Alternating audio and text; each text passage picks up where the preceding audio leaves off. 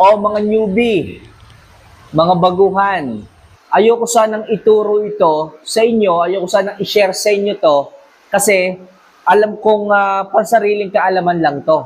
Pero dahil concern ako sa inyo, dahil mahal ko kayo, actually walang magtuturo nito eh. Lalo na yung mga matagal na diyang nag-aalaga ng manok, lalo na yung mga matagal na diyang may kaalaman at marami ng experience sa pag-aalaga ng manok, marami nang napuntahan, marami nang napagtagumpayan, hindi po ito i-share sa inyo. Okay? Pero dahil nga sa mahal ko kayo mga kamanok, tuturo ko po sa inyo ang isang paraan kung paano nyo may improve ang healthiness ng inyong mga alaga.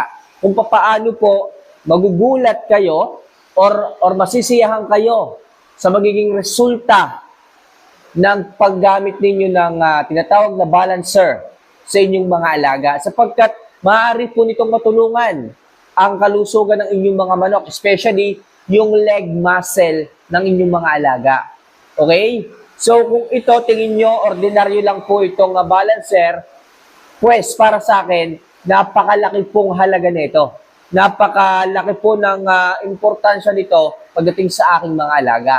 So every time na kayo po ay mag-workout o magbibigay ng exercise sa inyong mga alaga, ilagay nyo po ito sa kaliwang paa nila. Makakatulong po ito upang ma-firm ang katawan ng inyong mga alaga.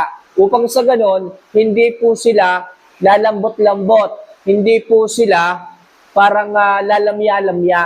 Lagyan nyo po nito ang kanilang kaliwang paa. Kaliwa lang po mga kamanok, dalawa po. Okay? Dalawa po ang inyong ilagay sa unang linggo na inyong paggamit nito. Makikita nyo ang inyong mga alaga, may stress po yan. Sapagkat medyo may kabigatan po ito. Pero pagdating po ng second week, habang araw-araw nyo po itong nilalagay sa kanilang mga binte, makikita po ninyo, nag-i-improve. Okay? Parang gumagaan na po ang kanilang mga paa. Sign po yon na healthy na po ang inyong mga alaga. Sign po yon na na-overcome na po ng inyong mga alaga yung stress. Okay? So, trust the process mga kamanok. Sa unang linggo, may stress ang mga yan.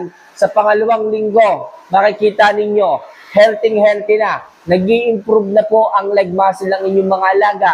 Gumaganda na po ang pangangatawan dahil po yan dito. Okay? Yung iba naman, nakikita ko, naglalagay nito, mali naman yung paggamit.